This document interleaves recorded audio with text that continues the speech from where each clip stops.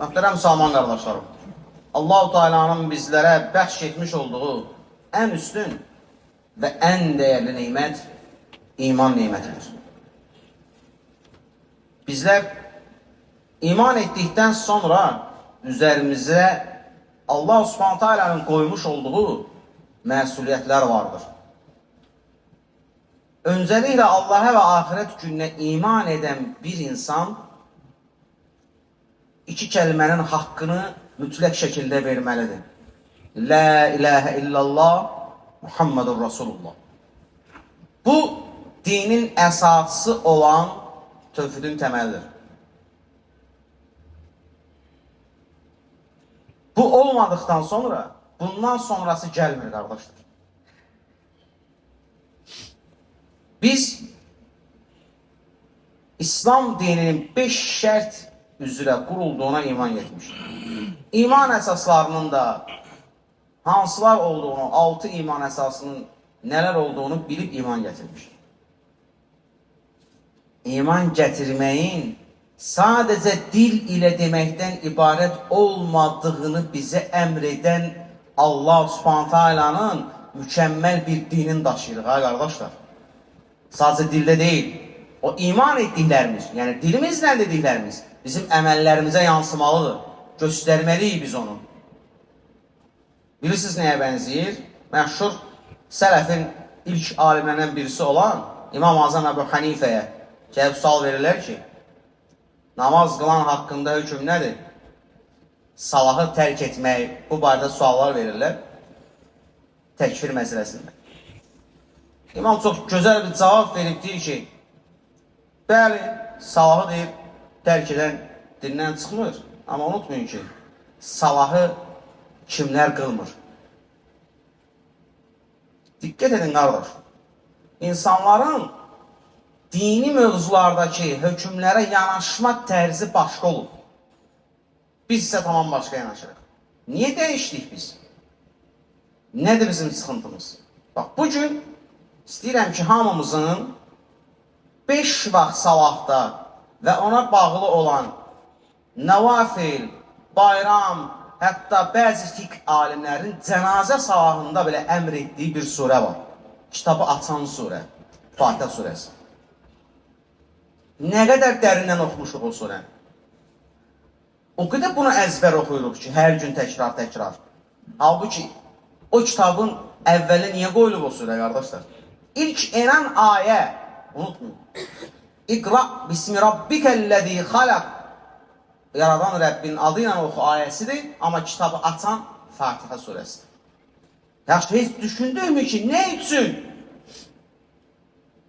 Sırf Fatihə surəsini oxuyuruq. Bütün salahlarda, baxın, 1, 2, 3, 4 ülkəsi 4-ünü də oxuyuruq.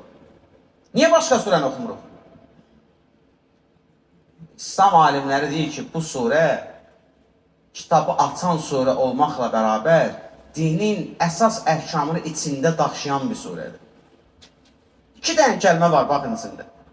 İyyəkə nə'budu və iyyəkə nəstəin.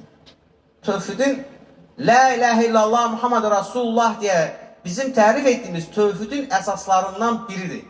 Nə deməkdir? Yalnız sənə ibadət edir və yalnız səndən istəyirik. Yəni biz sənə ortaq qoşulan hər şeyi özümüzdən uzaqlaşdırırıq.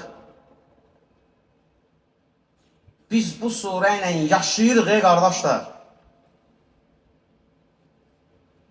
İndi Ramazan ayındayıq. Gözəl bir ayın içərisindəyik. Allah Subhanahu fürsət verib, bizi çağırıb ki, gəl bu rəhmətdən faydalan. Düşmənimiz, əbədi düşmənimiz olan şeytan zincirdədir. Nəfs dediyimiz, onsuz da yeməkdən, sudan kəsilmişik, o da zəifləyib. Artıq pisliyi əmr eləyə bilmir, qorunmağa çalışırıq. Amma yenə də bu ayın fəzilətindən istifadə etməkdə ərinirik. Amma unutmayaq, Allah Subhanahu Teala bizi özünə yönəltmək üçün müxtəlif yollara bizə təqdim edir. Amma mütləq ona yönəlirik biz. İndi deyəcəksiniz ki, bu sadəcə iman edənlərə mi aiddir? İnanın mənə, Allaha və axirət gününə iman edilən Allah Subhanahu taala yönəlməsi ilə etməyənləri yönəlməsi arasında böyük bir fərq var. Allah Subhanahu taala bizi ən gözəl şəkildə yaratdı. Ən son dində olmağı nəsib etdi. Bizə insanların qazanıb əldə edə bilməyəcəyi bir neməti imanı bəxş etdi. Biz ondan qaçmağa çalışdıqca, biz uzaqlaşdıqca, biz unutmağa çalışdıqca Allah Subhanahu taala bizim önümüzə səbəbləri gətirdi, qoydu. Hara qaçacağıq, qardaş? Hara kimi gedə biləcəyik? Unutmayın, Nuh aleyhissalam övladını çağıranda ki, "Yə buneyyərkəm mənə", oğlum, gəl mənimlə bərabər min bu gəmiyə qurtul deyəndə, oğlu demişdi ki, məni hündür dağlar qurtaracaq. Qurtarmadı ama. Bizi, baxın qardaşlar, bizi heç kim Allah Subhanahu taala'dan başqa qoruya bilməz. Heç bir sıxıntıdan ondan başqa bizi kimsə qurtara bilməz. Dərdimiz var. Yaxşı, bu dərdin bizə hansı faydası olduğunu heç düşünmüşük? Allah Subhanahu taala bizi imtahanlarla, çətinliklərlə, sınağa çəkməklə bizi özünə çağırır, qardaşlar. Bax, deyir, hər şeydən kəsilmirsən. Kim sənə yardım edəcək? Rəbbinə sığınmağın vaxtı gəlmədi mi? Artıq heç kim yoxdur ətrafında. Tək qalmısan. Kimsə sənə yardım etmir. Rəbbinə yaxınlaşmağın vaxtı gəlmədi mi? Ona yönəlməyin vaxtı çatmadı mı? Aşa bilmədiyiniz sərhədlər ki var ha, ondan daha böyükdür Allah. Niyə? Çünki Allahu Ekber deyirik. Biz Allah kebir demirik. Allahu Ekber deyirik. Ən böyükdür. Ondan daha böyük yoxdur. İnsanlar arasında incinmiş, qəlbi qırılmış və həqiqi mənada mənəviyyatı zədələnmiş haldasan mı? Kim səni ucalda bilər Allah Subhanahu'dan başqa? Heç kim. Sənin olduğun dərdlərdən, sahib olduğun sıxıntılardan daha böyükdür Allah Subhanahu taala, ən böyükdür. Ona sığınmaq lazımdır. Ondan istəmək lazımdır. Bu bizə əmanət edilən Quran ki var ha, qardaşlar, bunu oxumaq lazımdır. O ayələri üzərində düşünmək lazımdır. Bu ayələrin nə üçün nazil olduğunu açıb araşdırmaq lazımdır. Çünki içərisində heç bir şübhə olmayan bir kitabdır Quran. Quranın nazil olduğu ayədir hal-hazırda. Allaha yaxınlaşmaq üçün fürsətləri, səbəbləri gözəl şəkildə dəyərləndirmək lazımdır.